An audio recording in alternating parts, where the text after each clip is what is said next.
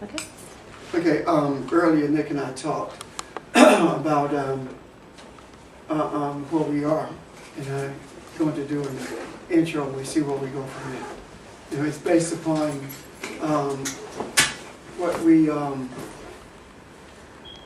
did last week in relationship to something that I saw. Nakuta to Alpak is the kingdom of God. And I saw something in that I haven't seen before. And I saw it in relationship to everything that's happening in the world today. And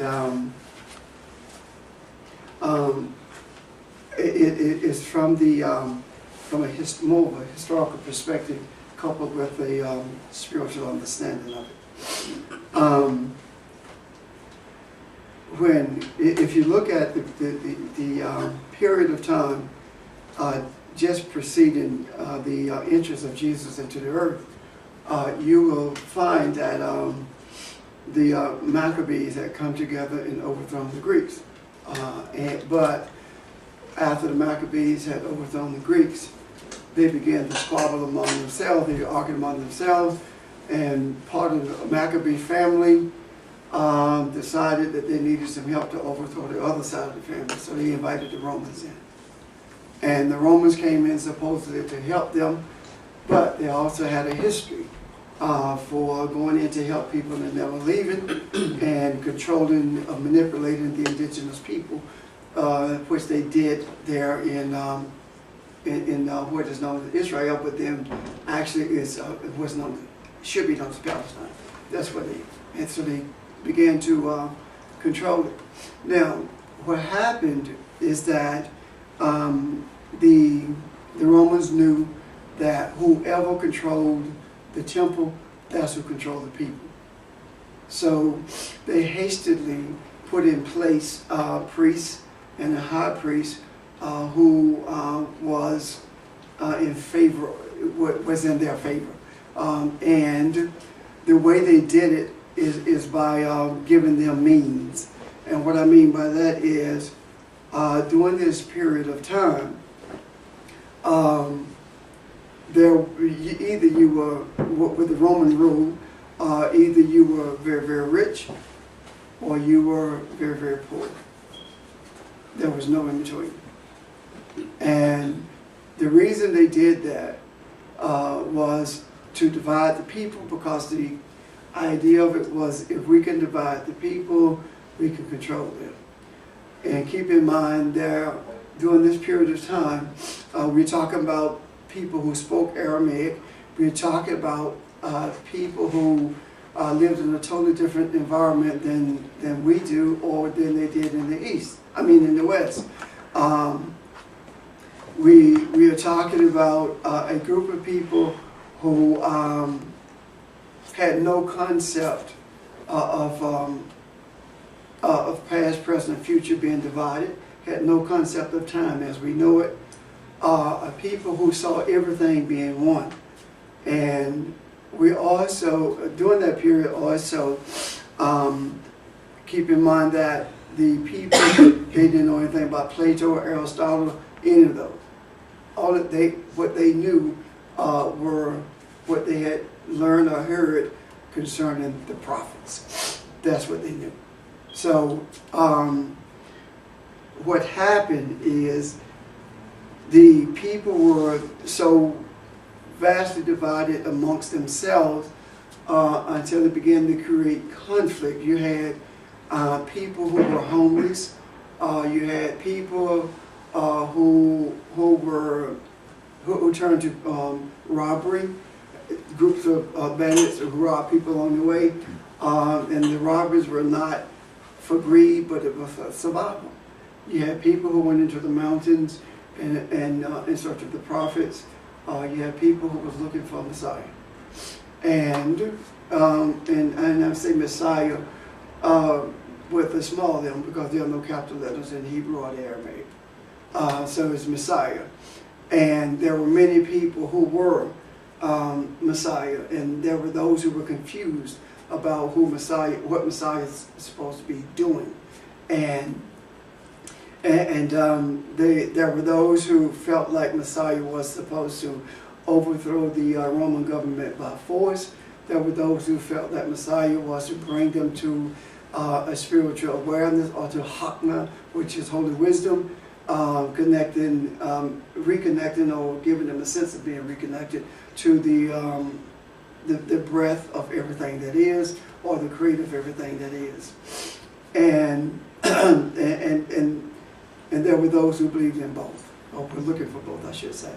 And when Jesus came upon the scene, it was like there were people who were looking for the prophet, but possibly the Baptist was one of those prophets in the wilderness for whom they were searching. And that's why they left the cities to go to him, because they were in need of hearing from the Creator. They wanted some message, and they knew that it was supposed to come through Messiah. And Messiah has nothing to do with being saved in the Christian sense of being saved, but Messiah has everything to do with being delivered from the sense of separateness from the one who created us all. Messiah, that's what Messiah was supposed to come to do. And when Jesus came on the scene, he was different than the other Messiahs who were on the scene. His being Messiah was not an anomaly in that day. As a matter of fact, there were several. The thing that separated him from the others was that he spoke holy wisdom. He spoke concerning the deliverance from the ignorance that was prevailing in the land. Whoa. The ignorance that was prevailing in the land. And he began to speak about something that the people were not, they were familiar with, but they didn't really understand. And that's the kingdom of God. And when we talk about the kingdom of God, what they were hearing, they heard the name Yeshua, which means Jehovah delivers. And coupled with him speaking holy wisdom, they began to surround him. And they who began to surround him were the poorest people. And the rich people stayed away from him. During that time, there was an understanding that the rich didn't eat with the poor, the sick and the lame didn't eat with the well. So there was a complete separation of people there on different levels or in different areas. And Jesus began to speak about the sharing of food. When the two fish and the 5 loaves of bread, he ate with whomever he came in contact with, and the idea of even associating with people who were not in your socioeconomic class was a no-no. So he violated all of that. And that was part of the problem when he called Zacchaeus from the tree. That was part of the issue when he called Matthew. That was part of the issue when he called Peter, because they were money people, and it was unheard of for him to be bringing those quote unquote classes of people together under one umbrella. The thing that brought him under one umbrella was that he was saying, regardless of your economic standings, you come from the same Creator. And when he began to speak about the kingdom of God, it had nothing to do with the church. It had nothing to do with heaven. Had nothing to do with hell. It was far from that. When he began to speak about the kingdom of God, the word makuta in the Aramaic talks about the opening within. And the opening within is you opening up to the Creator, because you become, at the point that you open up, you become aware of the paradox that's in us, and the paradox, the voices, light and darkness, up and down, innocent and guilty. All these things, these voices are in us. And when he was talking about the kingdom of God, he was talking about the gathering of these voices from within. Not in a sense of, in a psychotic sense, but in the sense of concepts. Because he recognized that mankind was simply the embodiment of a consciousness that came from the one who created everything that is, and embedded in this consciousness were those paradoxes, the ones I named plus several others, of course, but those just examples. Embedded in the consciousness was that, and with light being that which is known, and darkness being that which is unknown. The concept of light being good and darkness being bad did not come into play until you began to deal with the Greek philosophers, Plato, Aristotle, etc. That's when light became good and darkness became bad. The Aramaic concept of it was simply light is what you know and darkness is what you don't know. That's the simplicity of it. The understanding of the holy wisdom was that it came from the Creator, and the way we connected to the Holy One or the Creator was through breathing, and that is the conduit through which holy wisdom flowed. And what was supposed to have been done with that is that the darkness was supposed to be the catalyst that moves us to the desire for security purposes, this call has been terminated. To be one with the Creator. And it was supposed to move us to a place to be one, a desire to be one with the Creator. And but all of this was up to us. When I say us, I'm talking about mankind.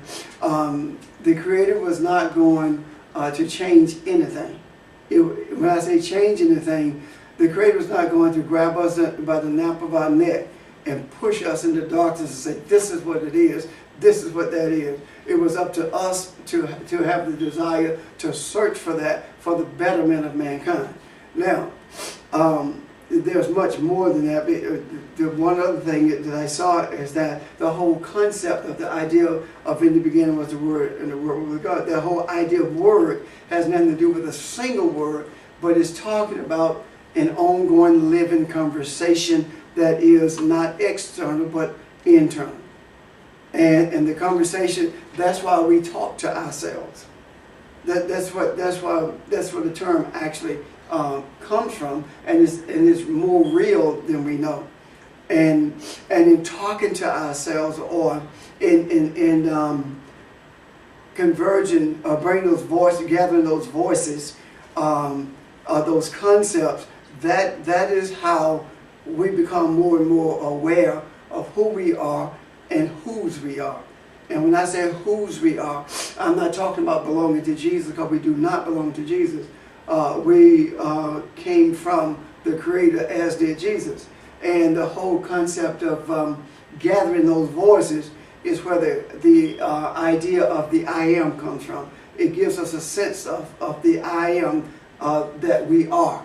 And when I say the I am that we are, I'm talking about us realizing the personality that we are, and the connection that we have with the only I am, or the big I am. So I say all of that to say I see a distinctive parallel in today's world to what happened, how the world was during the day that Jesus walked the earth as Messiah. Question. The concept of gathering those voices within, can you expound on that a little bit more? I mean, I heard what you said about, you live with all of these qualities, good, bad, objective, etc. So when you talk about gathering all of those voices, gathering them into what, in a sense? Becoming, embracing them, and bringing them to a place of enlightenment. Okay, so So, okay. It's like the Creator saying, "I am guilt plus, and I am innocence." Okay.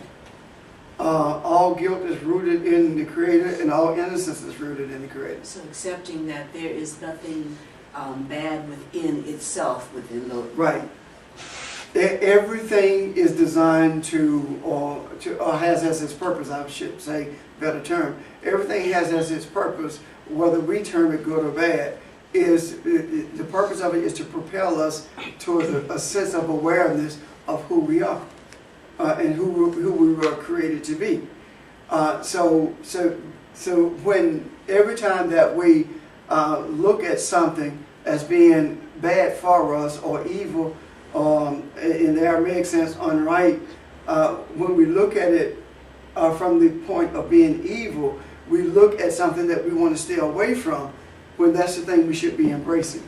But in the Aramaic sense, evilness is unrightness. And keep in mind that when Jesus walked the earth, the people did not speak Greek. Very few did, and the ones who did were the ones who were collaborators with the Greek authorities, and the ones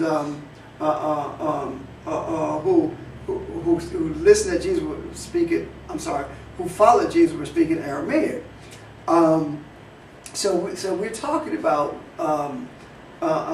realizing that when we look at evilness from what we call evil from the point of unrightness, you readily get the sense that it's something that's waiting for the right time to become right, as opposed to something that's to be discarded. If we look at evilness from our perspective, and if you relate it to the ripeness of a fruit, then it's rotten. It's something you discard. It's something that you cannot use. It does not have nutritional value. The desire or the hope is that we receive from holy wisdom that which we need at that particular time, which is rightness, and that which we don't receive at that particular time is something that either we do not need or we are not ready for it. So the gathering of the voices is to embrace what we hear and recognize its purpose. Does that make sense?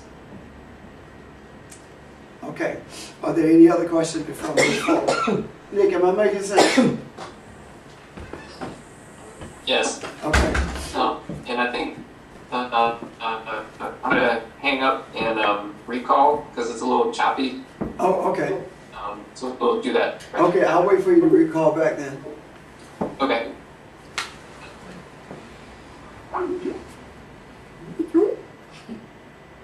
Sounds like a video game.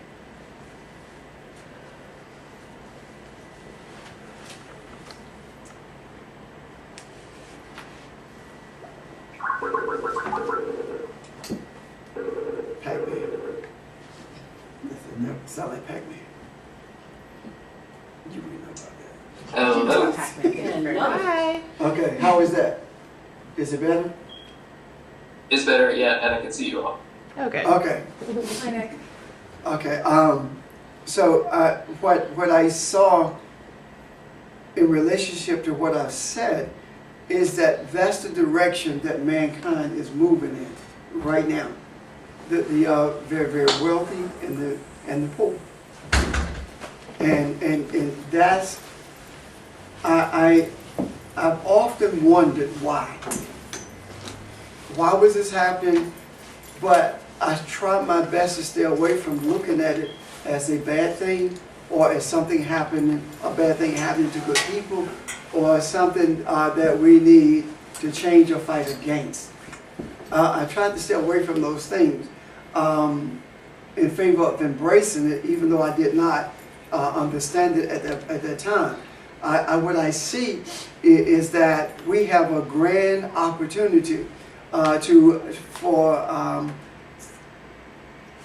hear from holy wisdom through Messiah or being Messiah ourselves.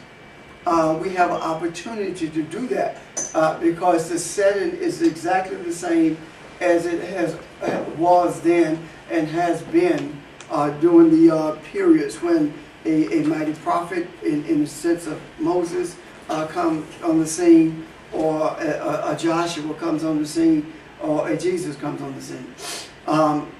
that's where we are now, and we have opportunity to hear from Holy Wisdom,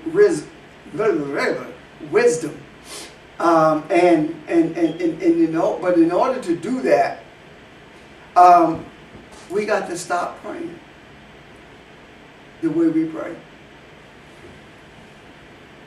We cannot pray calling words. In the Aramaic, there's no difference between the word pray or prayer and meditation. Oh my God, that's why you run that. Yeah.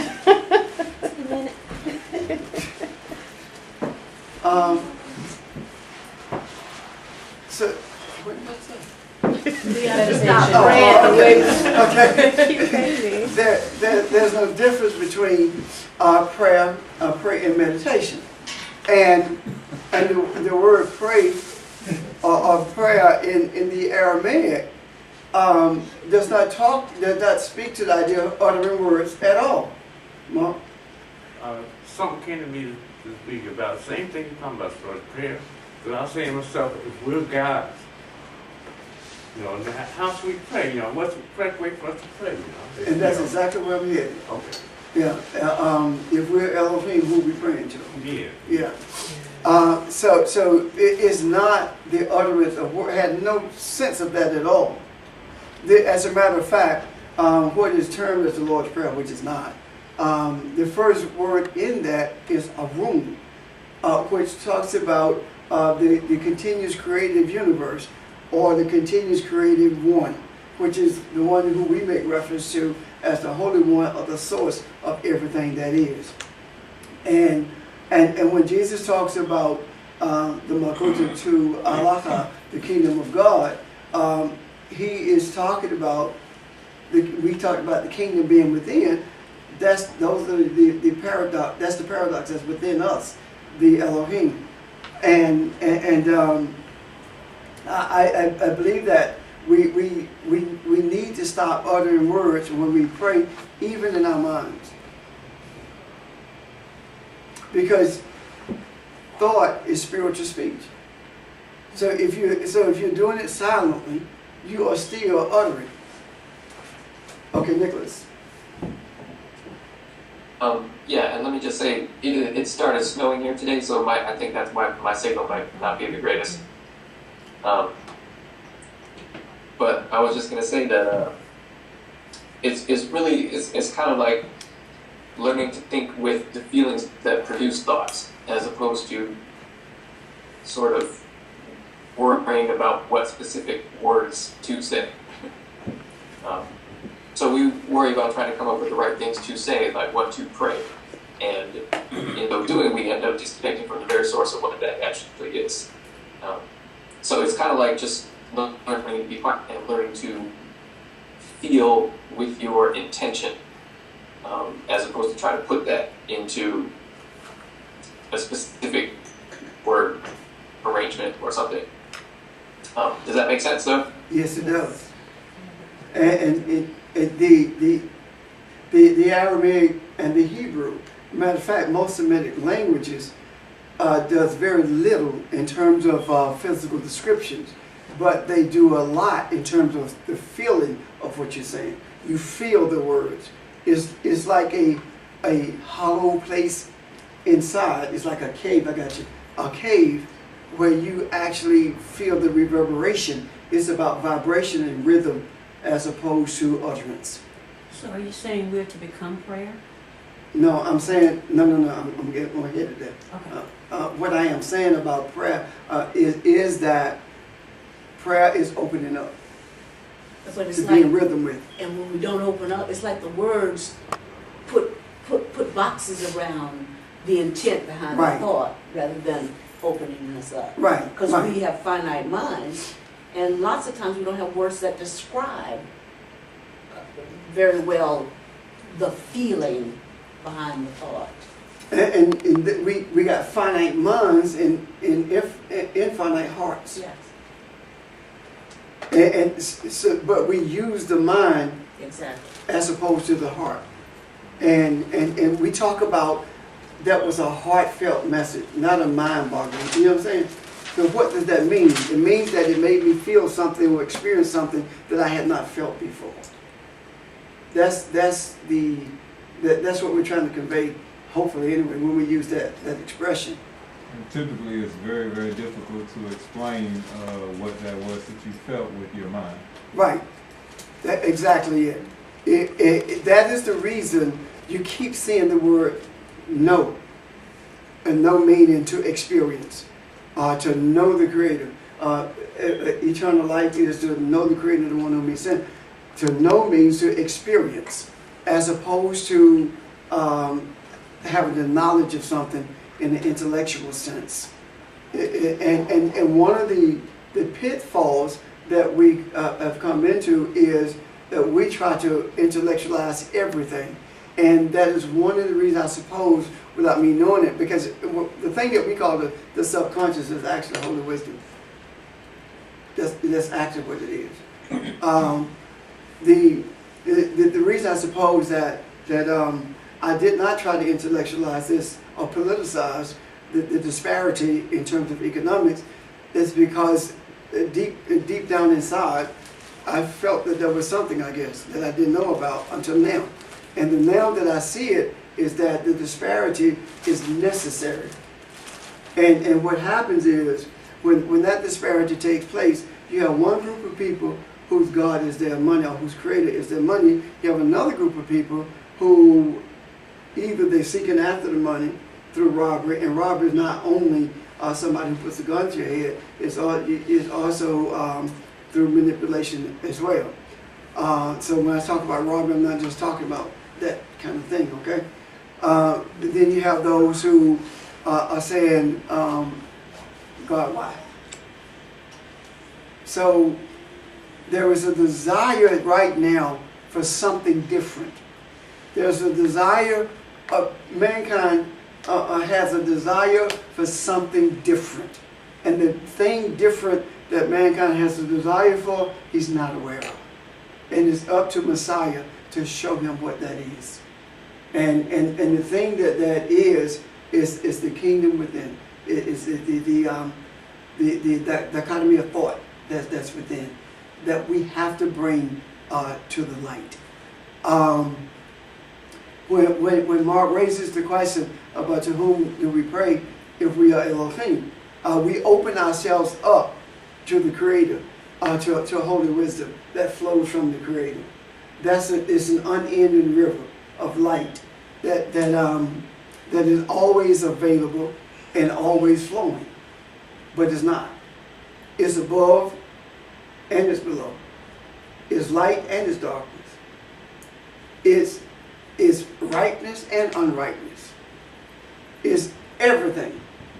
Everything that you can conceive of has its root in the Creator and can be understood by virtue of the flow of the river of holy wisdom. Questions? Am I making sense?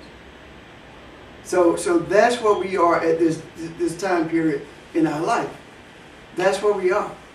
We are at a place where which is the, and let me explain holy wisdom. I probably need to for some who have not heard the term before. When I speak of holy wisdom, it's a concept that was very well understood by Israel and by people in the East in general, regardless of the quote-unquote religion. They understood these concepts.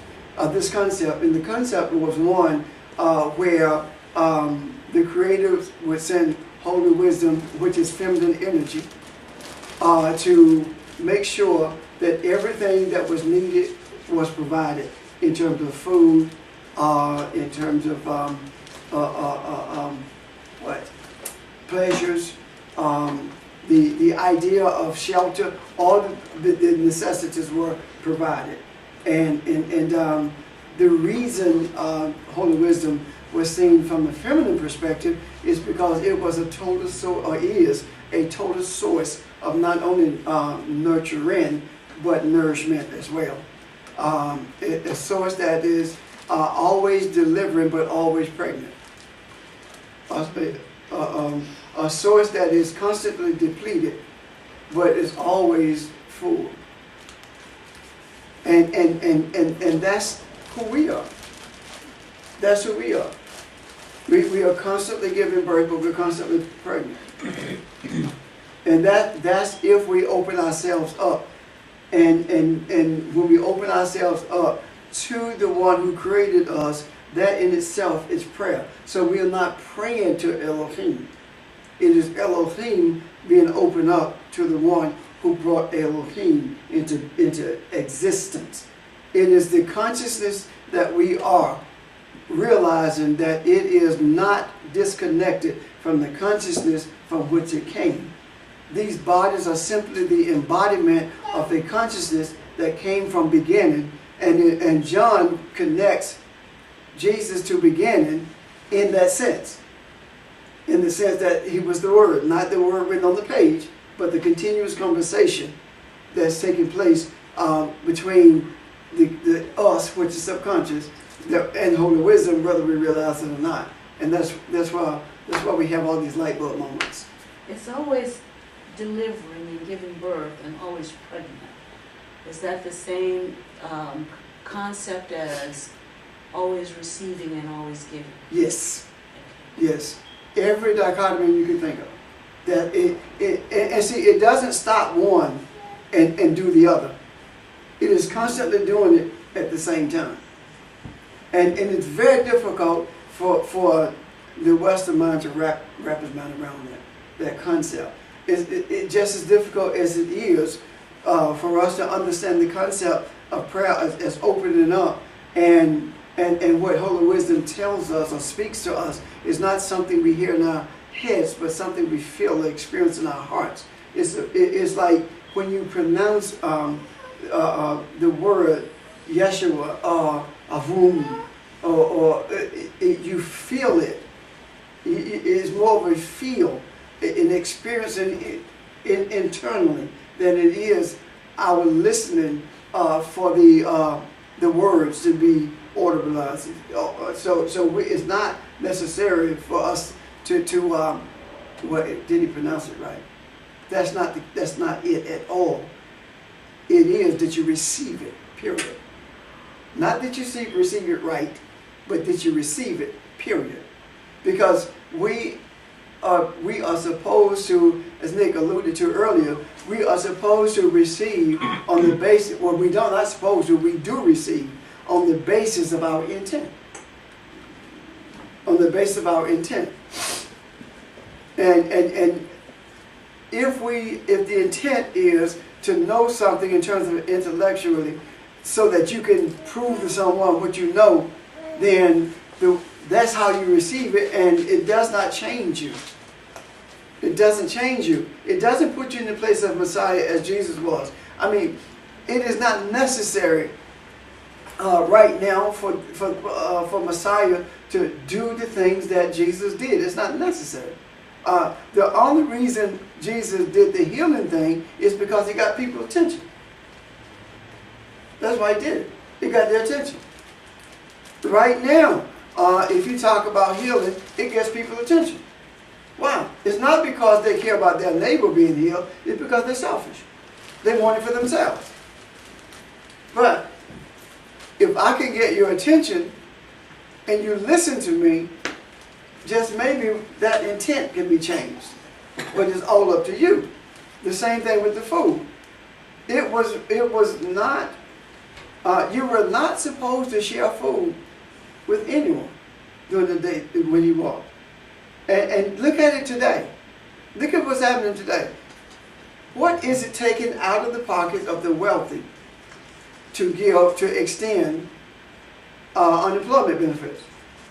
What is it taken out of the pocket of the wealthy for them to cut, to have a desire to cut food stamps?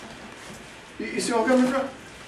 So it is an effort to stop mankind from sharing. It is an effort, and most of them don't even understand the reason they are doing what they are doing. But if you look at it from that, thank you. you begin to see unrightness in terms of cut the food stamp, cut everything that's going to affect poor people and let them get poor, and rightness. It's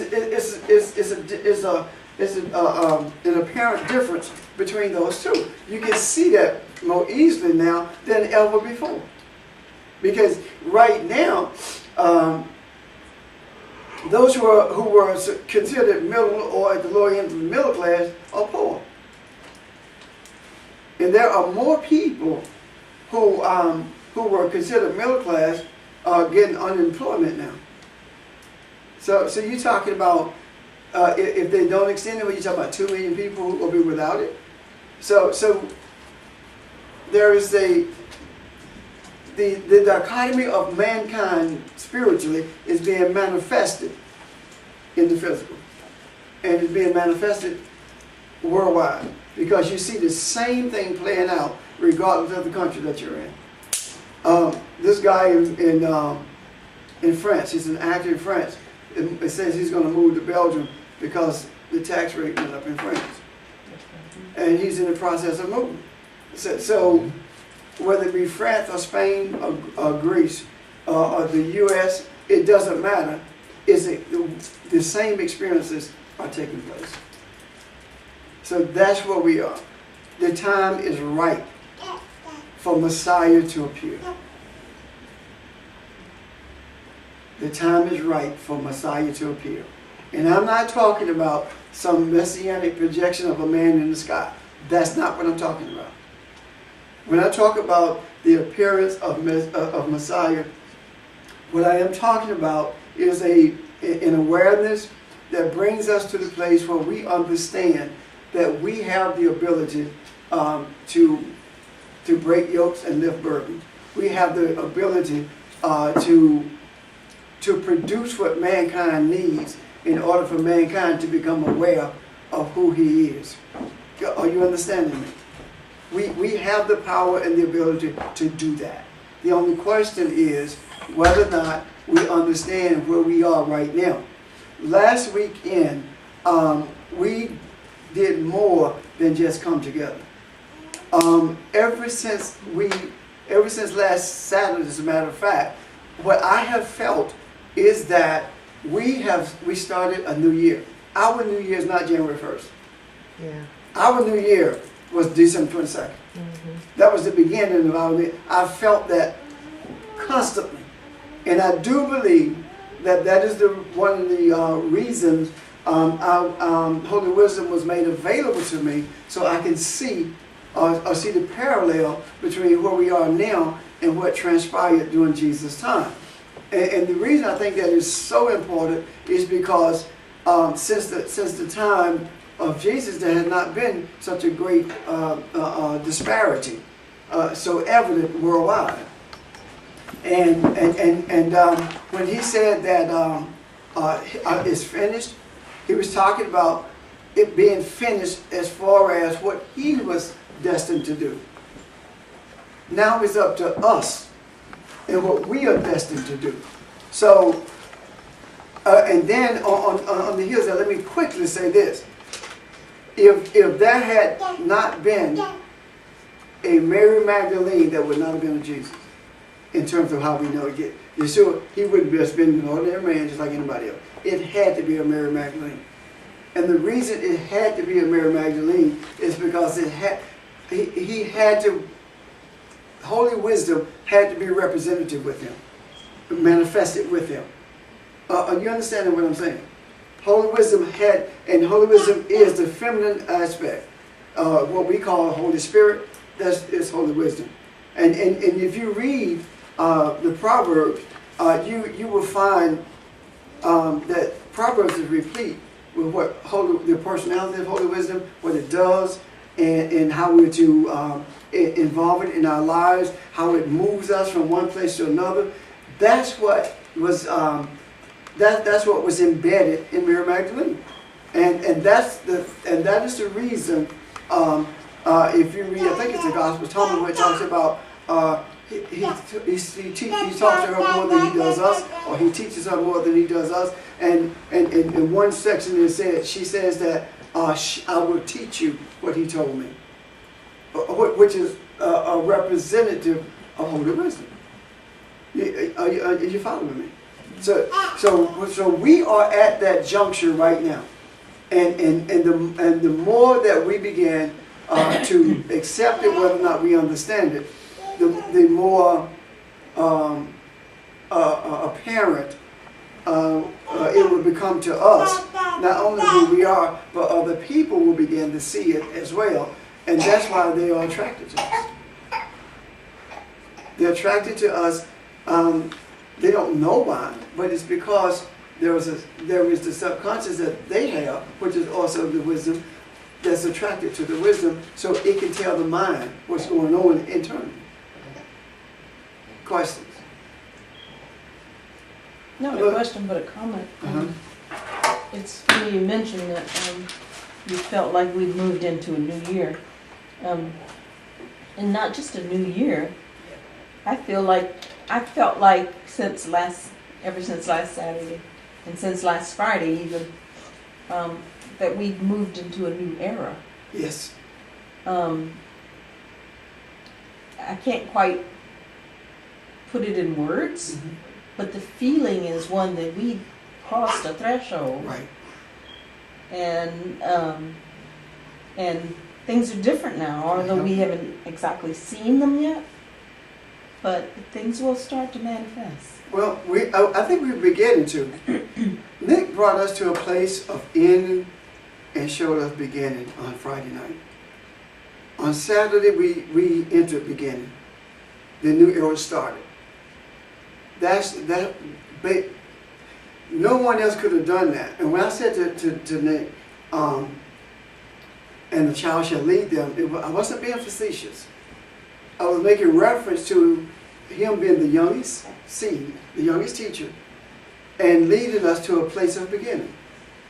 That's the reference that I was making. Now, things are already manifesting. And it's right before our eyes. It's winter. Yeah. It's December. It's supposed to be winter, but we have not experienced this in years.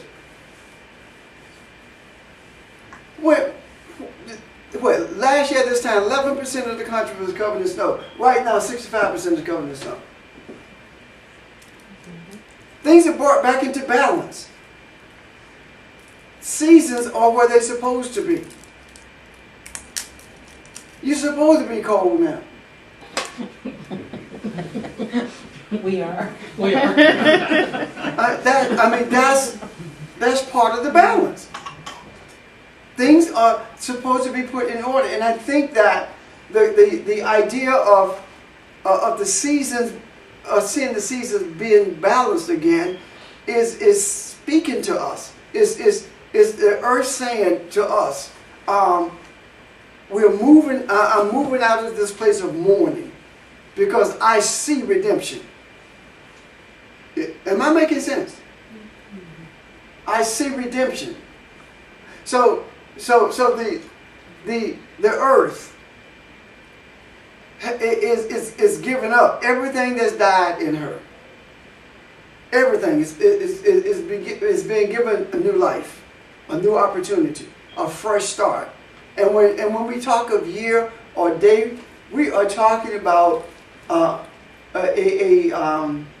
a day in terms of sun up to sundown. That's not what we're talking about. We're talking about when we say stuff like at the end of the day, so and so is going to happen, right?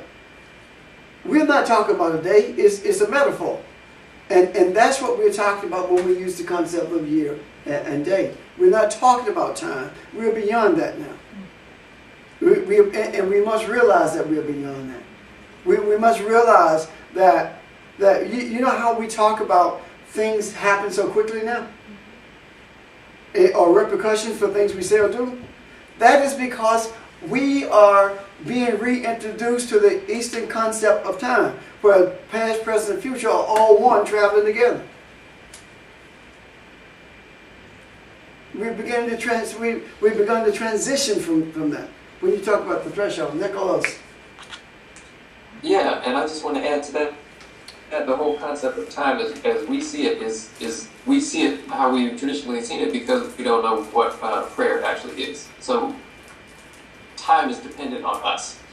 And when you open yourself up to receive from the Creator and you use your intention to draw forth from what you have received, you line things up according to the intentions of our source.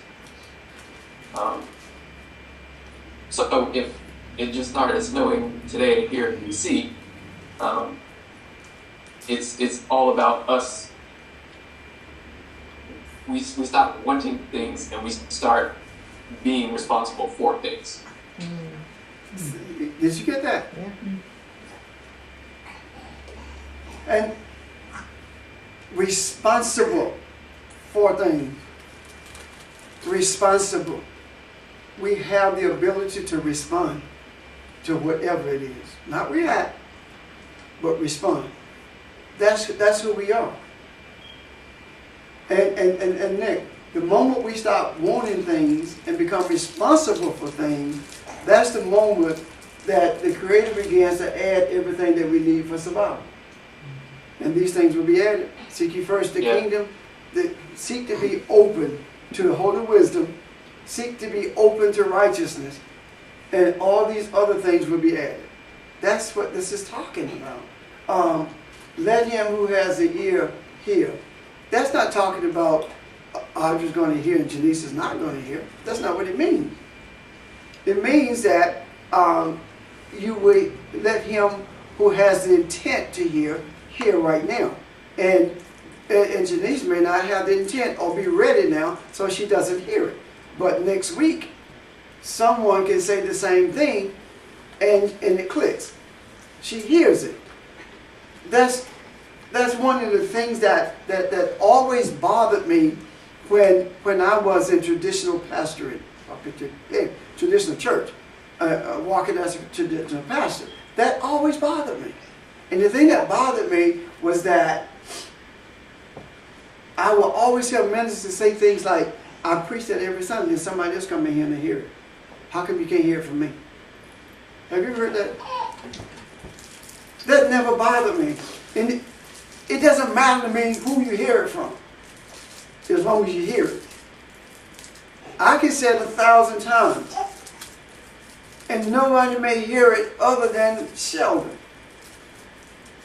But then Barbara says it, or Evelyn asks a question, and everybody gets it.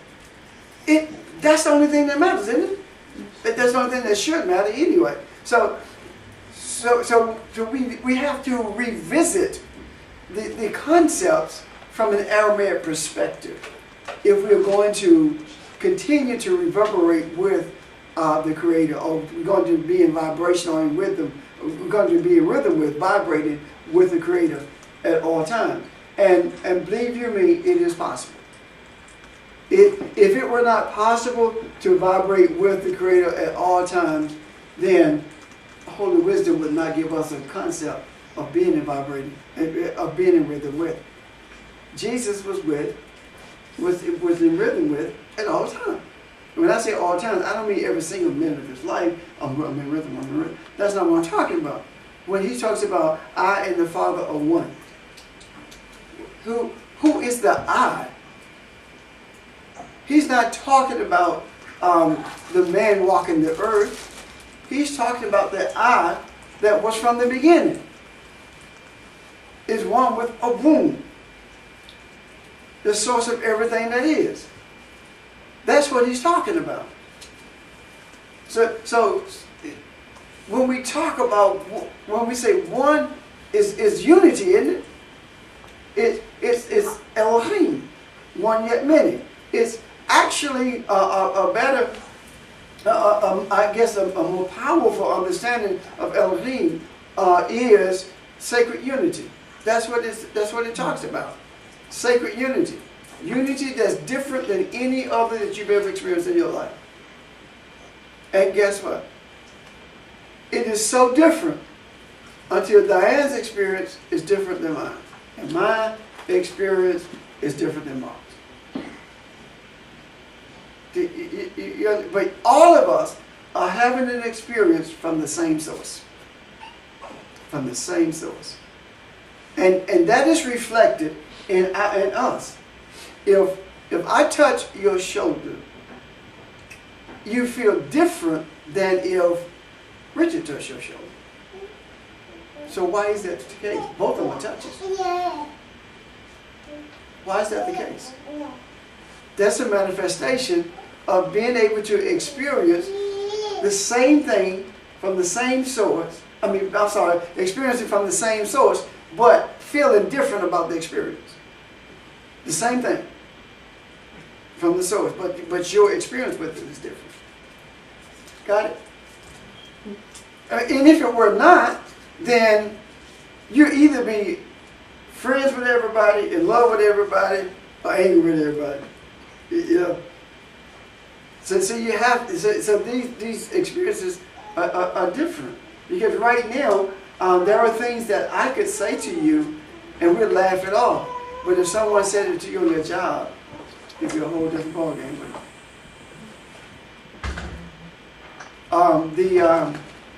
I was told that the movie Django,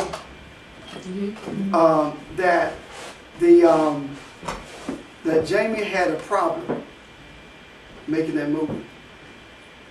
Yes. A serious problem, because he got furious many times when he was called the N-word. Yes. So it was a big issue with him getting through the making of that movie.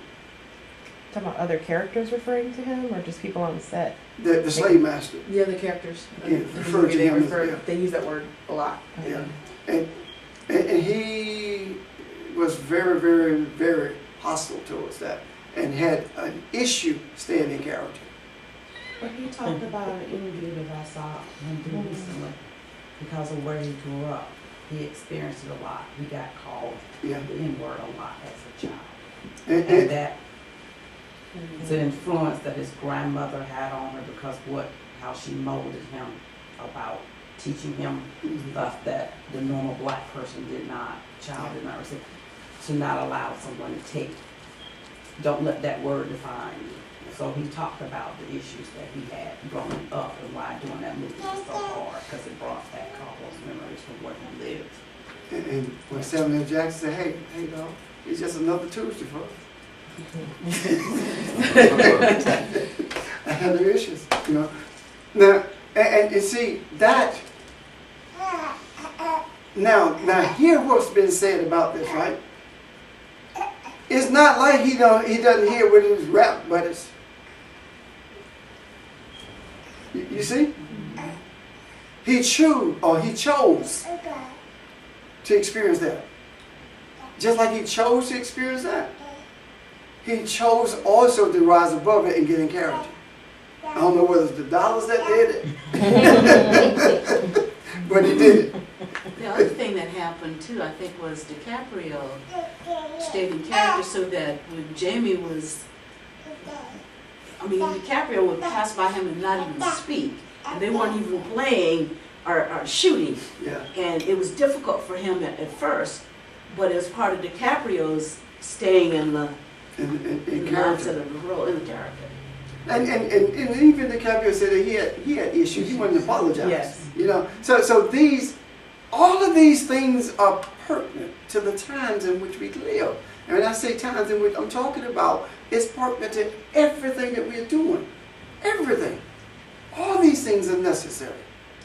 Even with Spike Lee saying he's not going to dishonor his ancestors by going to see the movie and talk about how bad it is. How can you talk about how bad it is if you didn't see it? See, my thing was that I was talking with somebody about this morning actually, and they made a point. It's not just our history; it's their history too. They have a right to it as well, and they're gonna. I feel like Quentin Tarantino did a good job in interpreting it. I don't think he treated it with kid gloves like many people do, and I appreciate the fact that he was very straightforward about what it was like. It was really graphic at some parts, but he made it a point to be like, the only person in the movie the only white person in the movie who perceived black people as people were foreigners. He made it a point to show that in America, this was it was just how they thought. I mean, And I'm an example. My grandmama on my dad's side was Irish. He had two families. He came from Ireland to visit his brother and ended up with my grandmama, and he would leave and go back to Ireland to his other family. And his brother, you know, in that area, the other people didn't see her, you know.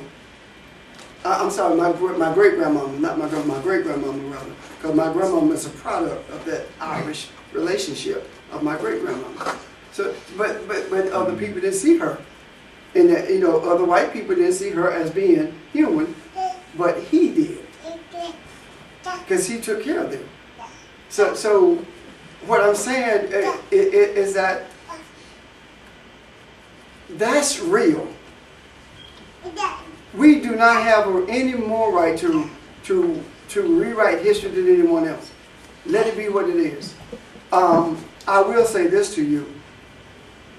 If you really want to know the true history of the Confederate, go to the Confederate Museum. They pulled no punches. Go to the Confederate Museum. They got stuff in there that will rock your world.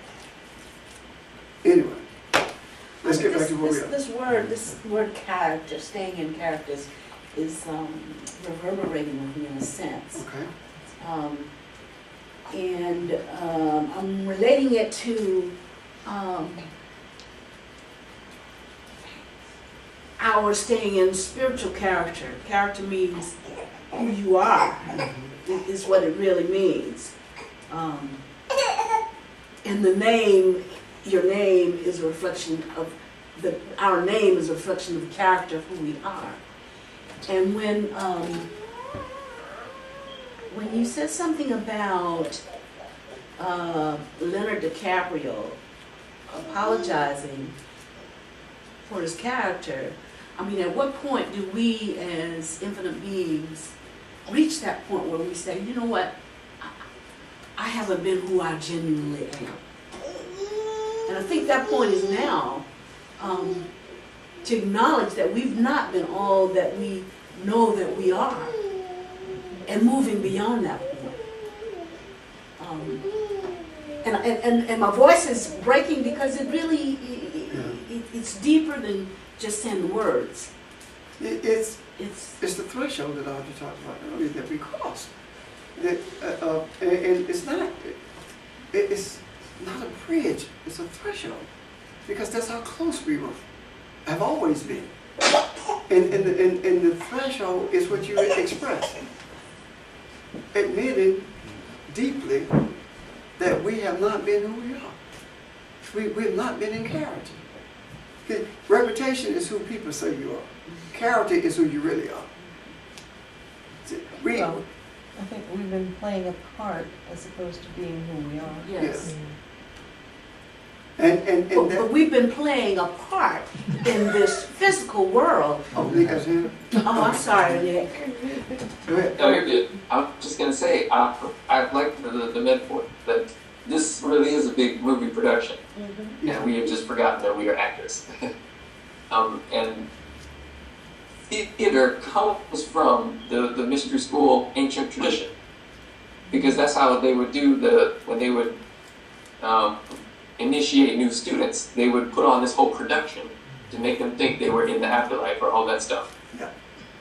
And when that sort of thing began to emerge on a public scene, that's where you start to see the amphitheaters and the term Deus ex machina. That's how you pronounce it, God in the machine. Which is, in the big theater productions, they would have some big, being descending from the top, lowered by pulleys or whatever, and that would be all impressive, and then that would resolve the conflict in the story when the gods appear. So even when you look at movies and you see this stuff, you're seeing a reflection, just the next iteration of the same thing, which is why movies contain so much esoteric information. But it's just it's like looking in a mirror. Because we are in a hologram, and we are waking up to the fact that it's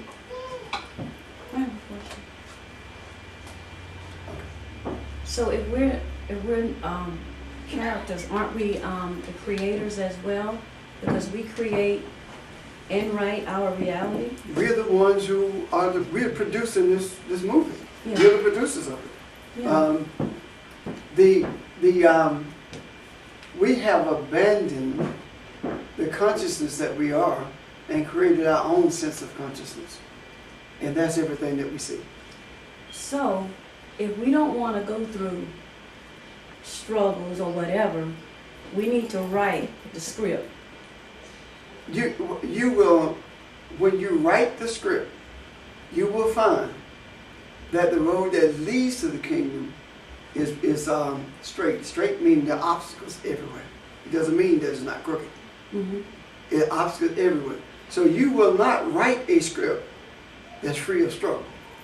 You can write it, but you ain't gonna live it. And the reason is because struggle is designed to make us stronger. And wherever area you struggle, that's the area of your weakness.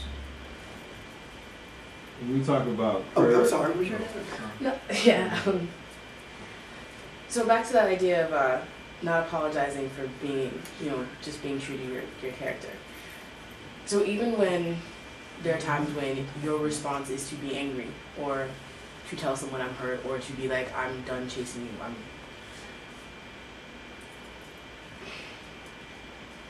I guess I just don't think, is it right to be apologetic for that? That's the best way I can phrase it right now. That's up to you. That depends on what you feel. You know. There's not one person on earth who doesn't know when it's necessary to apologize.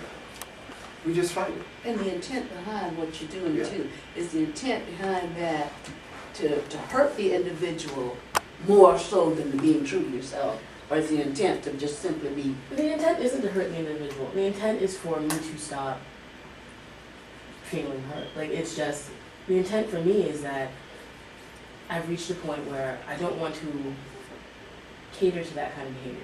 I don't want to... And I wasn't speaking to you specific behavior. No, I understand. I was asking, just saying generically. It's all about the intent behind why we do it. Yeah. Okay. so before you even apologize to that person, if you genuinely apologize, you would have already apologized. You would have already felt that apology in your heart. If you just tell the person that you apologize and you haven't felt it in your heart, then you're just doing it because you feel as though that is what you're supposed to do. So the entire thing that we're actually talking about is we're talking about the feelings behind our actions or our words, etc. Okay. And if you, and the pain that you experience is there for a reason. It's no different than if you stepped on a nail and you didn't have pain, then you would be in serious trouble with infection, right? Yes. Now translate that to your spirit.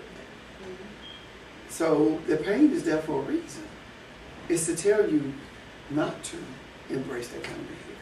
Or to allow it. Yeah. Or to reveal to you, push you to reveal to you more of who you really are.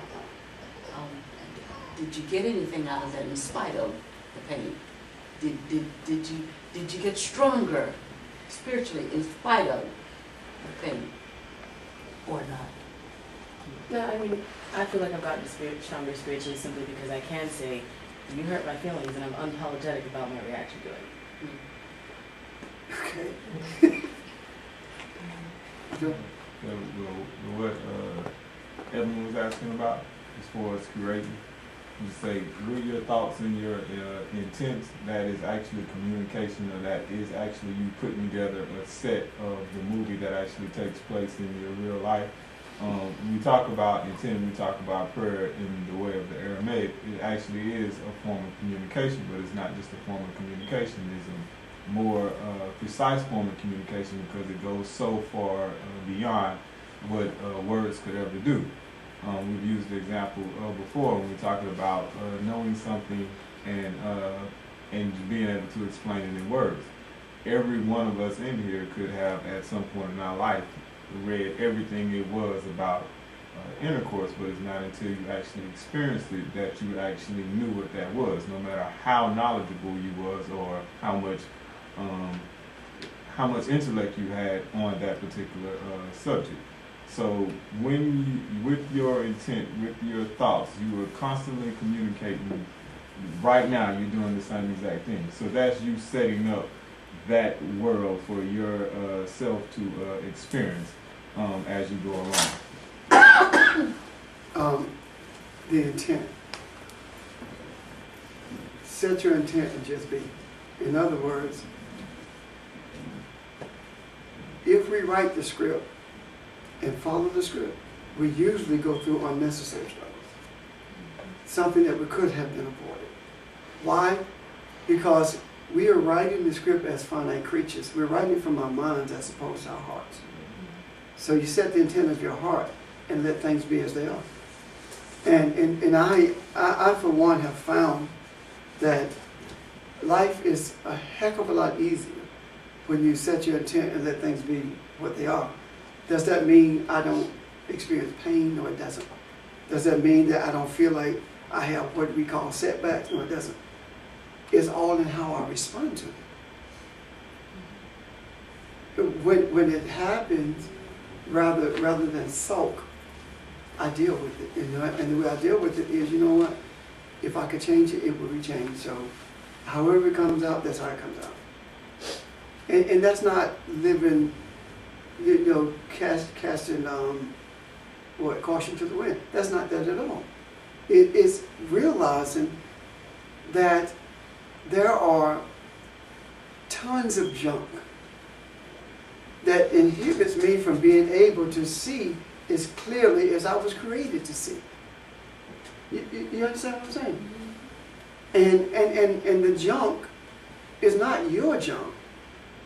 It's not what someone gave to me. It's the junk that I accepted. And for the most part, created for myself. And no one else can deal with that except me. And that's how I deal with it. And sometimes I'm not flat on my butt. But instead of complaining about being knocked on my butt, I take the time to rest, then get up. Paul said, when I'm hungry, I'm fasting. So you take lemons and make lemonade. You are the one who respond to the circumstances in a way that's going to strengthen you as opposed to weaken you or blame someone else for what you're dealing with. Because no one is to blame for anything that I'm dealing with except me. No one is to blame for it. Think about it this way. Why is it that a woman who is a victim of domestic violence seemingly continuously attract men that way? Who beat her? Why is it that someone who's smoking crack can go into a new city and find a deal in less than 30 minutes? Why? Why do they attract that? Because that's who they are. Yeah. Now, if that's the case, then the stuff that you blaming someone else for, you attracted it. I mean, you can't have it one way and not the other. So you attracted that. And now that it's there, I deal with it. It's kind of hard for me to see why I would attract another man to pop me in my eye. Well, see, that's because you're different. But you attract something that you I don't. do, yeah. Yeah. Mm-hmm. Yeah, that's just not one of them. Believe me, I believe that. Okay. I do understand that. Can you kind of go into that a little bit more, just to clarify what that means? I mean, I think I understand, but I just want you to elaborate a little bit in terms of a woman attracting a man who would beat her. Nick has something. Okay, go ahead, Nick. somebody posted on Facebook, it was a while ago, but I believe it's very true, and it's a good way to describe it, is that the universe does not respond to what you want. It responds to what you are being. And Response to what? What you want to be. Oh. So it's basically talking about how energy works. So you will attract what you generate. And it's kind of the difference between wanting and intending that I mentioned before. So you pull it out of yourself rather than go looking for it out there in an attempt to fill something in you. So when you resonate with whatever it is that you want, in that way you attract it from a deeper place or the source in you, and then it manifests itself. So that's how the law of attraction works. I forget what that was like all the rage to talk about, but it's really, I have to take some time to think of a better way to explain it, but it's really getting into how the energy of how it all works. If that helps. It's like Friday night when Nick was teaching. What happened? The energies were being released that morning from the black hole, and the intent and desire is what determines whether the energy is going to enhance life or destroy life. And I don't mean destroy life in terms of liberation, but the way we live now is destruction of life. That was, I mean, the opportunity was there for that to happen. And our intent was to enhance life. Now, the one who is accustomed to domestic violence, that's the energy that she puts out. And no matter how much she says with her mouth, is whether or not her mindset The thought has The changed. thought has a frequency. Yes. Thoughts have frequency. And that's what goes out into the universe. And if I'm saying with my thinking, why am I always getting people, men who beat me, and what's wrong with me that I always, that's what gets reverberated. And so that's what I continue to get until I change my mindset and I'm thinking, I am worthy of having a healthy relationship with someone who loves me. That's a whole different mindset than why am I, what's wrong with me that I'm getting this kind of thing. I was just about to say, when it comes to the feeling, regardless of what comes out of that person's mouth, they still believe themselves to be a victim. And they still see themselves as someone who needs to, not necessarily needs to get hit, but just their status or whatever, as far as them being inferior, that's just what they are. And so that's what they're attracted. Because that is almost as if that is what they are being at that time. So when we talk about, I didn't say anything, when we're talking about characters, and a lot of times when you're acting, what you're actually doing is you're pulling something that's out of yourself to, like you may not tap into that, but it's a portion of yourself and you're just almost concentrating on that in order to act. And so, how am I going to explain this? The best actor can delve into self enough such that the audience can identify with, and they can concentrate on that. character. So that may be a little, very, very small, minute part of themselves, of who they are as a whole, but they're just tapping and concentrating on that one thing, ignoring everything else that is within them, even if it may be an experience that they had in the past, it may be an experience when they had, they were younger, etc. Because think about it, even when you relate to someone, you have to relate to them through understanding something they're actually going through. Whenever you can relate to someone, you are actually that person at that moment.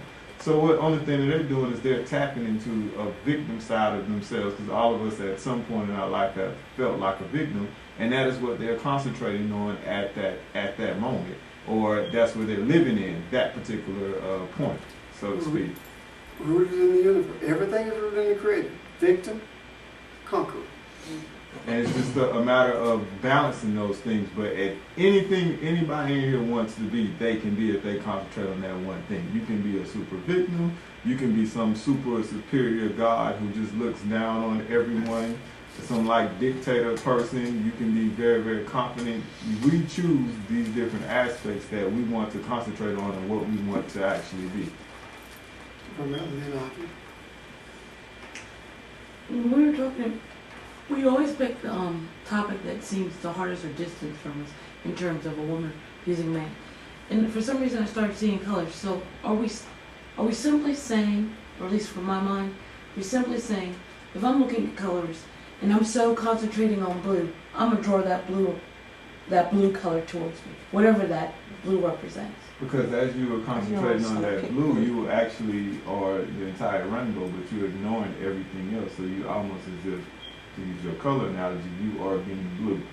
So you're just denying the rest of yourself. You brought a forward focus, and all you see is forward focus. Okay, so then it's within me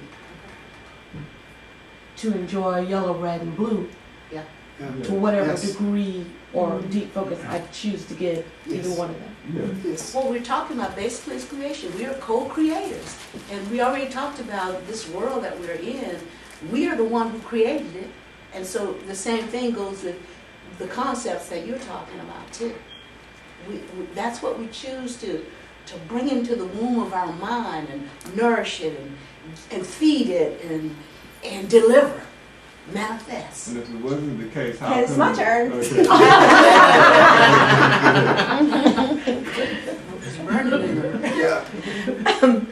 But I agree with BJ that we do give off a certain intent and a certain thing that we're looking for, or because I'm sure everybody in this room has been around a certain person who will say, and I'm talking about the women, certain men will say anything to certain women, but when you walk in the room, they won't go there.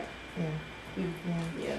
So you do exude a certain thing, a certain intent. So No, you don't play that. Oh, we don't. You don't say it. I mean, we understand that one of the things that I think made Jesus so attractive to people was he could put his finger on the source. So we can talk about knowing, looking in the mirror and seeing what you are, and I don't mean what you are in your real sense. I mean what you have become, what you let yourself be. But I think not only in and of ourselves, but through each other and any relationships we have with others, we need to understand where that's coming from. I would think it's a much less genuine undertaking, seemingly easier, but forced to just say, I don't need to be that way. Maybe not, but what are you that you're going to let go of? You know what I'm saying? So you still go back to know who you are, and at this point, I'm saying in the sense of, and he agrees with me, that it's who you are in the character you're playing before you can decide, or you can find your way through that back to the being that you really are. You know what I'm saying? And I think that's where a lot of people fall short. We want the easy way out. We're frustrated, confused, so we'll buy other people's language and concepts, and we say a phrase 1,000 times, and like that's supposed to force the change. And that's why, pick 1,000 examples. Diet's probably the easiest one, right? And then that lasts for 3 weeks, and you break the diet, and you're right back where you started. Any kind of addiction. Like maybe I could use drugs because that's more dramatic, but probably more common in everybody's life. It's, for me anyway, I know it's food. It's the way I abuse food a bit, which results in all kinds of things, but it's some avenue I've chosen to deal with something that I have to understand if I'm going to let that go. Other than I'm going to just have to make myself not do it, get into a certain lifestyle, and the question is, if I fall off of that lifestyle, I'm going to go back. But if I don't want to go through that anymore, I still need to understand where that's coming from. Right? Now, maybe that's a silly way to express it, but you know what I'm saying?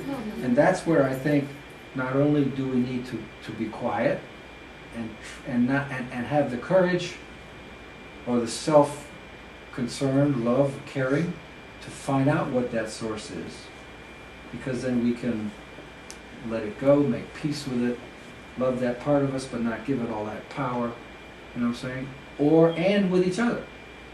So when we talk to each other sometimes, it's helpful to be saying, you're coming at me this way, and that's not acceptable. Or it's rough, it's tough, why does it have to be, doesn't have to be so, you know what I mean? But what you're talking about, Richard, the part that you talk about loving, if you don't do that, if you don't come to the realization of who you are, or who you become, I should say, if you don't come to that realization and begin to deal with it, then what you have actually done is sought light and walked away from darkness.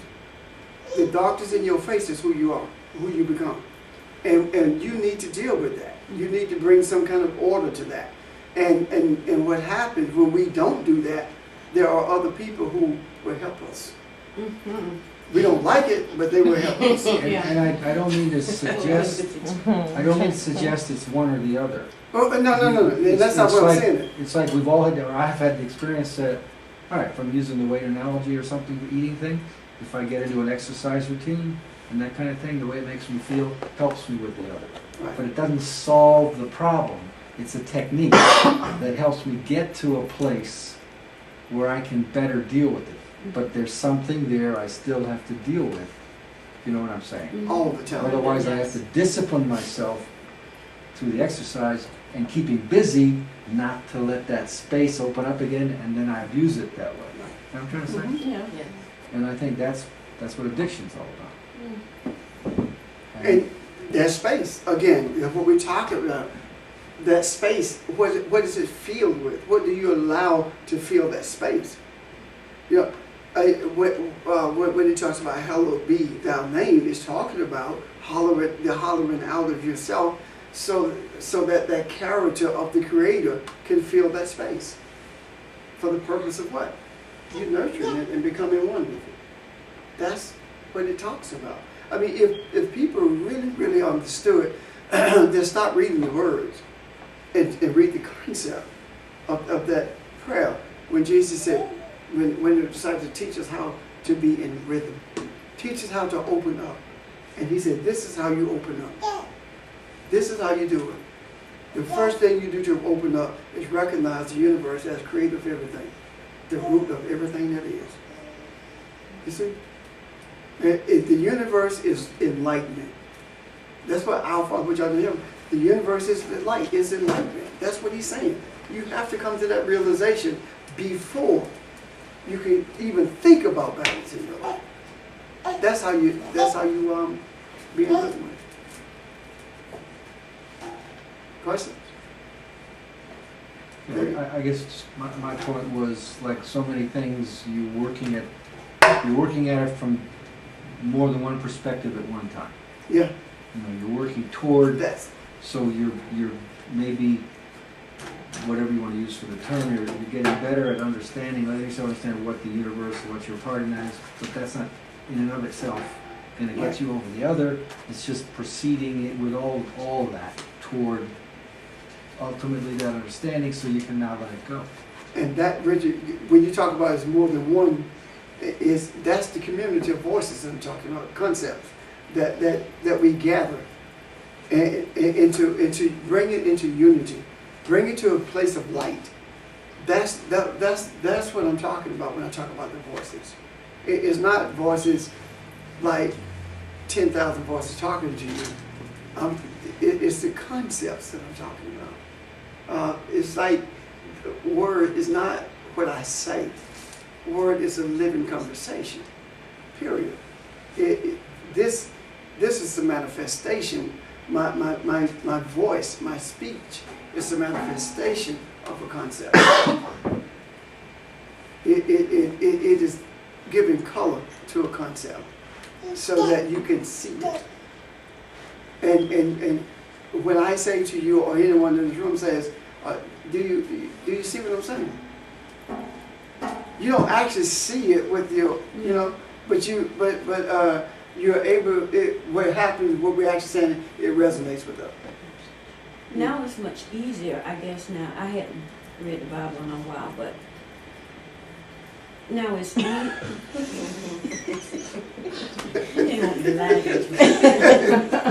now it's easier to understand. Yeah. Because now you say you look at the concept of it. Yeah. And as opposed to the words on the page. Yeah, and that is the reasons everyone that I've talked to say, you know what, I be reading that stuff, I don't know what it is. Yeah. And there's a friend of mine who used to say to me, well, everybody has their own understanding of the Bible. And I said, no, they don't. You do. Y'all do. No, the Bible's written in concept. And if you understand the concept, then, and it's hard to get people to see that because people are so caught up on Jesus in the wrong sense. And not realizing that every one of us is destined to be Yeshua. Every one of us is. Whether to take this life or the next one, it's happening.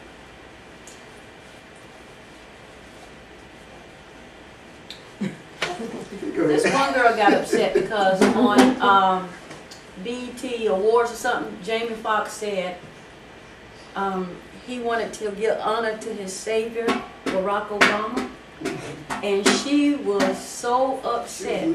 Oh yeah, she was saying, Jesus Christ is my savior, and I wanted to say something so bad, but it looked like God just took my lips and kept them shut, so I just sat in my little cubicle and mind my business. But a bunch of them was... That's why you still got a job.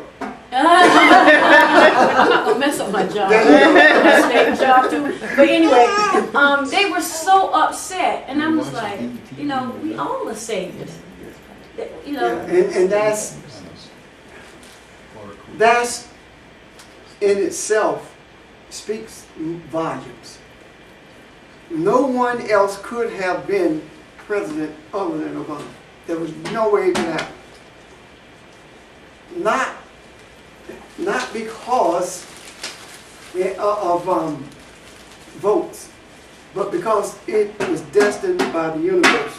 And I think I mentioned last week when Nick talked about the diametric, the extreme of the African and the Caucasian. He is both. Yeah. That's balance. That's a manifestation of both. But guess what? It is not coincidental that he is both, and they don't call him the biracial president. They call him the African American president. That is no coincidence. From the confusion comes order. Can you see that? So the manifestation of blackness is a combination of all colors. It absorbs all colors.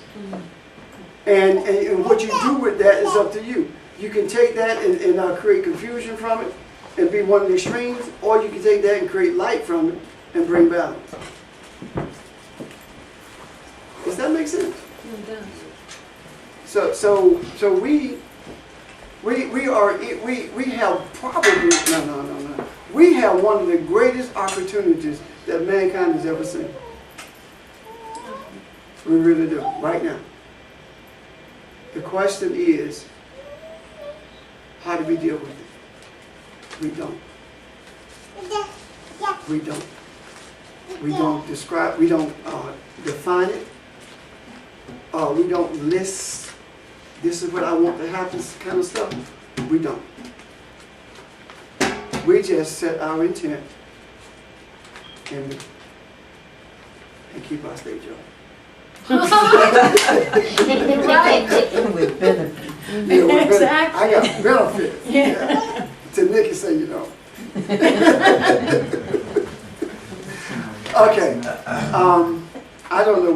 at this juncture, but the primary objective of of my introducing this, and Nick and I were talking about this, was to show us how parallel mankind is to mankind during the time that Jesus was the physical manifestation in the earth. So, can you see that parallel, or have you seen that parallel? You know? Yes. Okay. Yeah. Alrighty. What else? What did I want? Something else. Oh, when we talk about, and I'll be done after this, I think. When we talk about light and darkness, there's a difference between darkness and night in the scriptures.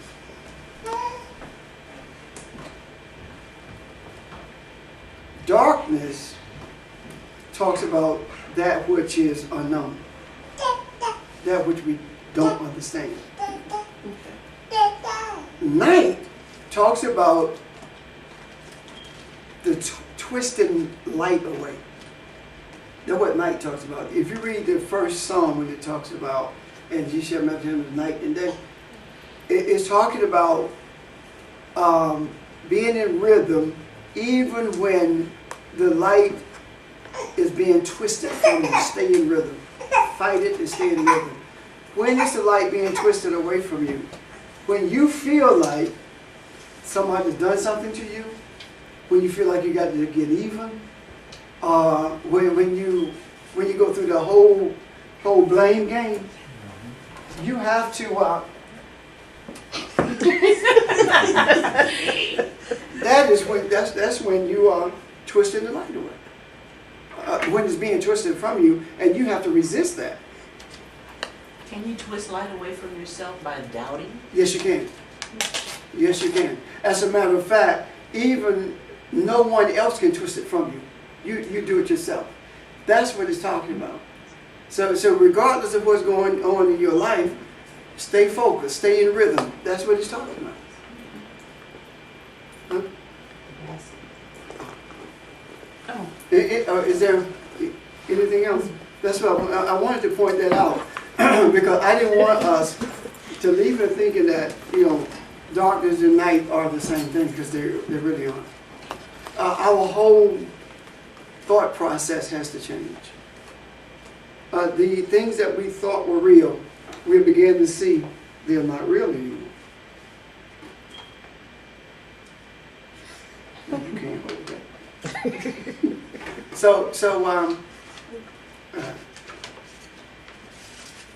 They're not real anymore. so we have to have a different mindset with everything now. Okay. Want to get that yet?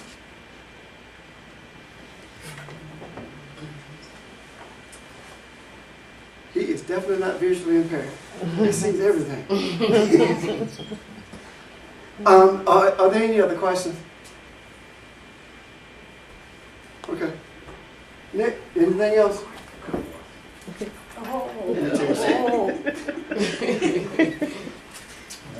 No, I'm good. You're good, okay. All right, if everyone is good, then that's the end. Well, I had one question. Okay. I forgot. I thought it was fiscal cliff. Yeah. Not really a question, just to throw it out there. This is indicative of what we've been talking about with the disparity between the rich and the poor.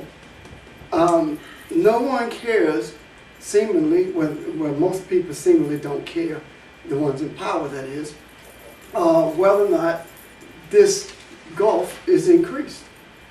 And the thing, and as I said earlier, the thing that gets to me is that there is every effort to take everything from those who need it the most and give it to those who don't need it. Because see, when one of the things that people that we're not discussing is that, okay, why is it that they want to take all the money out of these programs. First of all, they're not entitlement programs because you pay the Social Security. That's not entitlement. That's Well- yours. But why do they want to take all the money out of it? We've let them redefine what the term entitlement means. Yes. It is an entitlement. You earned it. You earned it. That's what an entitlement is. Oh, okay, you're right. You're But right. they've made it into, as Romney said, the big free gift. Right. That's garbage. Right. You're But absolutely nobody right. stood up and said, whoa, you know. So, but why do they want to take money out of this program? Why? Because they want to share, they're greedy. What? But it's going to the government. It's that, for me, I get, when I think about it, I just that sense of more, that nothing's ever enough. You just For whom? want more.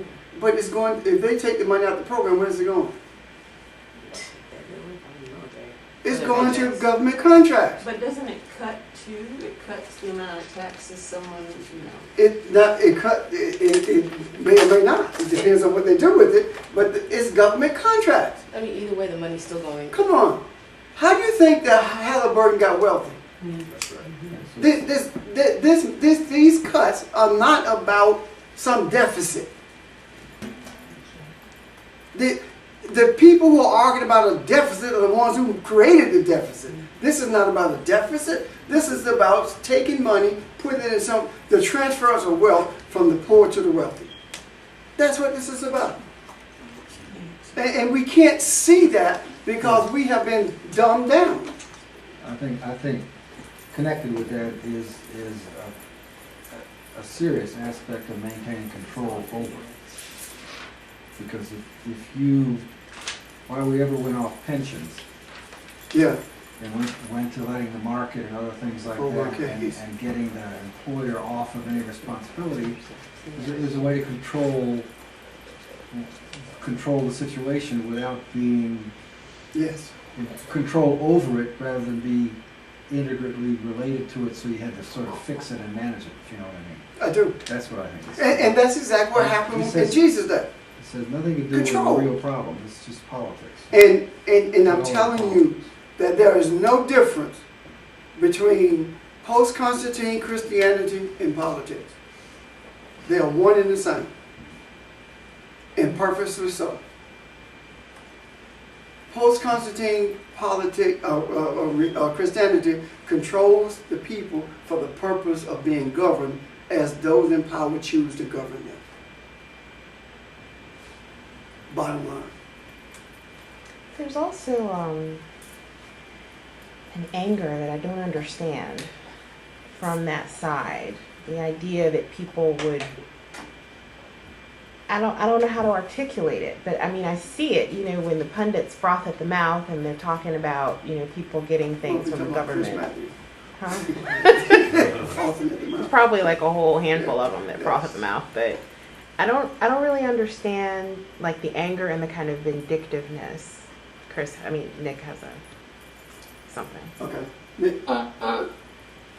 I was just to say, yeah, I know what you're talking about, and it's that raw animalistic insanity that is the manifestation of the very selfish, egotistical drive that is present in all of us.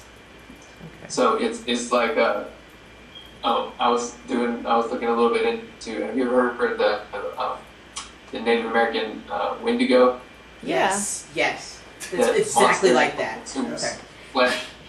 What is it again? A Wendigo, it's this creature that it's consumed. All it wants to do is just consume. It's a man that got twisted and ate human flesh and just keeps consuming. It mimics humanity. It sounds like a human being. It's how it lures people in. And it just consumes, and it's never not hungry. It never stops. Insatiable appetite. Interesting. So it's almost like the layers of subtlety have been stripped away from people and from politics, and what you see is much more the truth, the true character, the animalistic character, rather than years ago in slavery, you had subtle nuances of what people meant. No more. You actually see the rawness of it. It's the man in the mirror. It's recognizing what's in every one of us, that we overcome constantly. It's if it were not there in your face, then we would not be having this discussion. If it were not in your face, Yeah. then we would not be in the era that we're in. This takes place because of the era that we're in. The desires we have, the more light you desire, the more darkness you see. I think it was Sheldon. You go, okay, go ahead, Richard. No, geez, I was just gonna say, to me, I like the things that George Lakoff says in trying, in understanding how the Republican Party, to put it that way, has framed issues sometimes. But to me, I think this, the viciousness of this, the vitriolicness of this, people aren't looking at it as a control thing, they're looking at it as a self-righteous thing. And that's being threatened. Their concept that what I have, I earned and I deserve it. You don't. That just gets to, there's a level of intense, because you have to look in the mirror and say, did I really earn all this myself? Because that's what that other energy is telling you to look at. We're all in this together. That's why Obama said, you didn't do that by yourself, right? And they twisted that so easily, because there was no way they were going to go, wait a minute, as he said something useful and profound. So you have that thing coming to the surface. I think you have the same thing in the evangelical.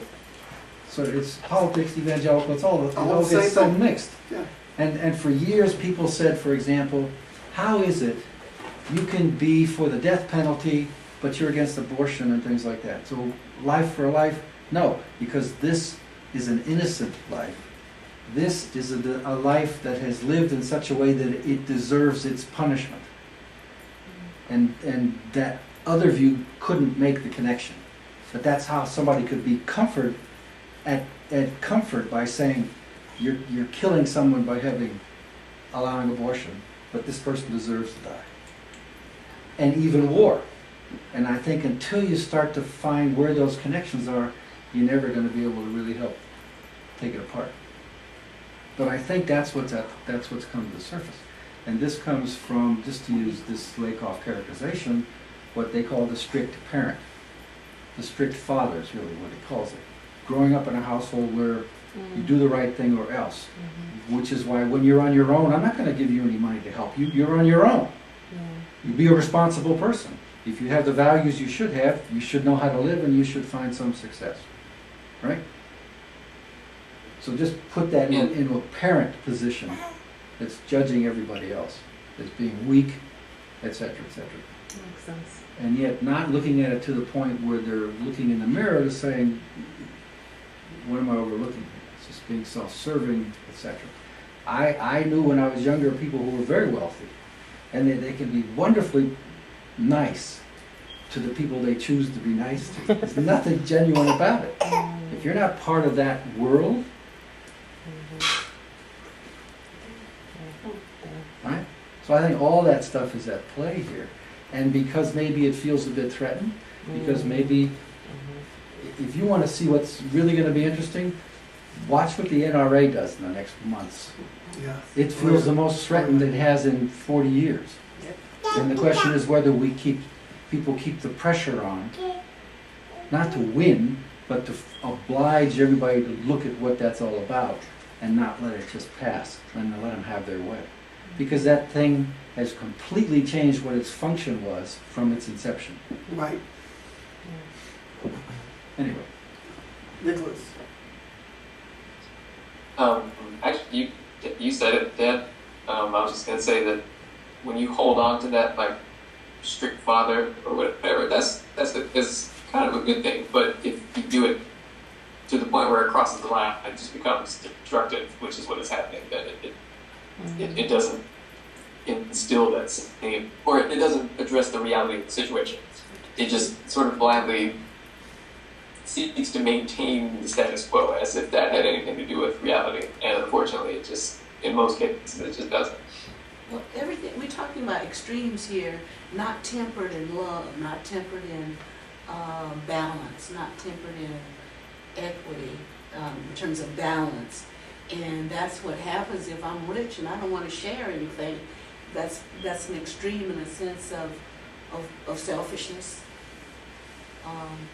And so what we need to focus on in terms of our thoughts is, you know, what's good for mankind, what's in the best interest of mankind. And I would say not even worry about the extremes now. Not worry about all of the negative stuff. My son called me the other night, and you know, when he calls, he's just wired. You'd think he was on drugs if you didn't know it. He's just wired. And talking and talking and talking. And talking about the conspiracy theories. And then he finally talked about, well, you know, we have this bubble of love. And I know that I have to create that for my family. I have to create this. And that's what it's about. It's about marrying the extremes, which is the thought, all the thoughts you're talking about. Marrying those extremes so that they become one. And and even the strict parent kind of initiative can be done out of love. It can be the strict parent first, but the ultimate thing is it done out of love?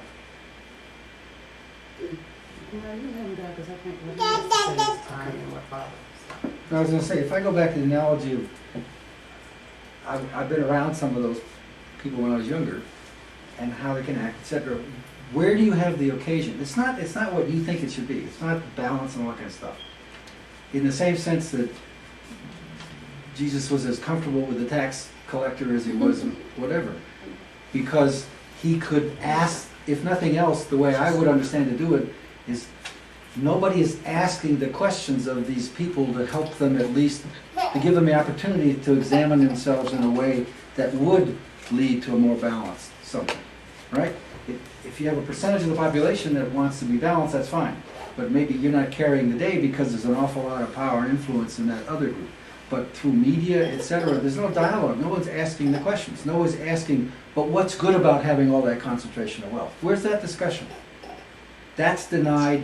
And it's the same thing as being in the same room with someone, let's say, who's wealthy, like that, and not having a chance to talk to them. And I don't mean preach. They may be preaching to you, but ask a question to try to get underneath that and inside that. The time bomb kind of question that's, you know, that kind of thing. That's where I think we're being denied a way forward. We have to rely on what? A very commercial, kind of superficial media. I think Obama's tried to do what he could. He's more and more saying things or asking questions that are revealing the true nature of some of this. I mean, I like the fact that he's pushed farther. What he said after Connecticut. Nobody's talked like that from his office in decades. The question then is, where do we get to continue that discussion? Right, and my only point was putting it in the macro so that someone captures that thought and begins to do what you're talking about. Somebody's got to put it in the macro. We cannot expect to do it in any kind of form whatsoever in the natural. It's not going to happen. It did not happen with Jesus. It's not going to happen with us. It has to be done from a spiritual perspective. I was listening to this guy. I got to admit, I was looking at this guy, and what the guy said was, they asked him, so what happened with December 21st? The world is still here. And the guy says, well, you know, the doomsday sayers always come out of the woodwork. And now that the world is still here, now what they're saying is it was a spiritual change as opposed to a natural end of the world. That the spiritual ended and started fresh. So they always got a way out. That's, you see, that's what he said. But in that is truth. But he doesn't realize it. So what I'm saying is that it's not going to happen by virtue of negotiation. It's not going to happen that way. Diane did that. Mine was, I don't know if it was the same thing with the gun. It was a way off of the physical cliff but onto the gun issue, because ever since the Connecticut thing, that's all I've been hearing, because I work around a lot of, and I got the right to carry my guns. I think some of them have them in their car at work, which is against the law. Okay. The NRA basically said the best way to prevent gun violence is to have more guns available. Archie Bunker. Yeah. That's like saying the best way to lose weight is to have more buffets available. I just learned to say no. But and I think it was the week after. Yeah, it was the same day that Dane Don said about the NRA about the guns to teachers, and then Nikki Haley saying her dumb comment referring to South Carolina. I had a coworker that said that more, and he said there to try to explain to me why he agrees with Nikki Haley, and each teacher should have a gun. Well, of course, me having been in the classroom and then having friends, knowing people, you know, are teachers, and then working with schools. I was asking the question, have you ever been to a school? Have you ever spent time in the class? Have you ever taught? Do you know what goes on in the school on a daily basis? His was like, no. I said, well, until you've experienced that, don't sit here and try to argue with me why every teacher should have a gun. I have to agree with you on that one, being in the classroom every day. I'd be terrified if somebody was in my Yeah, and school then you and had a get gun. sit there as a teacher and try to Yeah. keep a gun, hide a gun from a from child in kids. the class that might get the gun. You like asking for trouble there. Yeah. It's enough to, sorry. So it was just listening to the people who are pushing this issue of people that don't even have no concept of what goes on in a school on a daily basis. They just think every school in America is that school. I just call it the Twilight School that this happened in Connecticut. Because it doesn't happen like that in all the other schools in America. It doesn't. It really doesn't. I mean, you got armed, and you talking like you talk about here. We have armed police officers when you can buy them on school campuses. But I've been campuses where I sit here and see some of the stuff the kids say to the armed officer, daring him to pull a gun. They had armed guards in Columbine. Yeah. Nick, That was mentioned the other day. Nick, Oh, I was gonna say,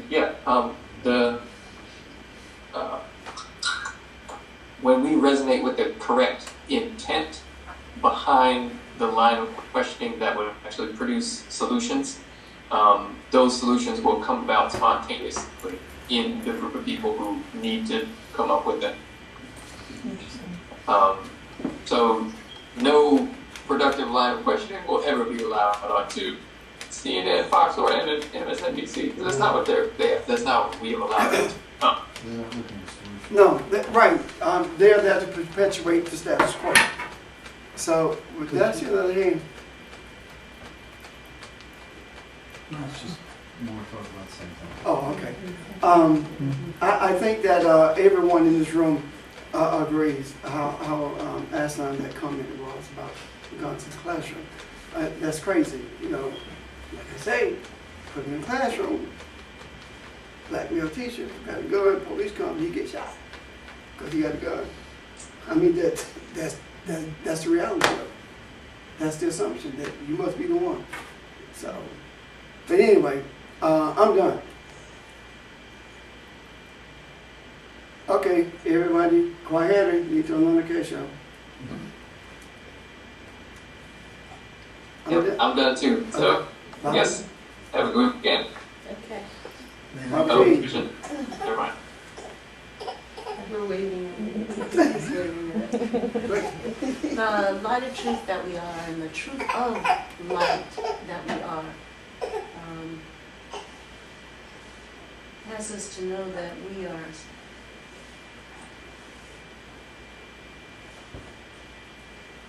infinite spiritual beings.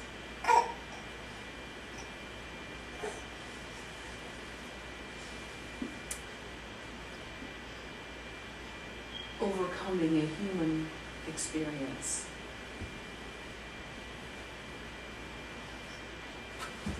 And being victorious in their overcoming. Amen. Amen.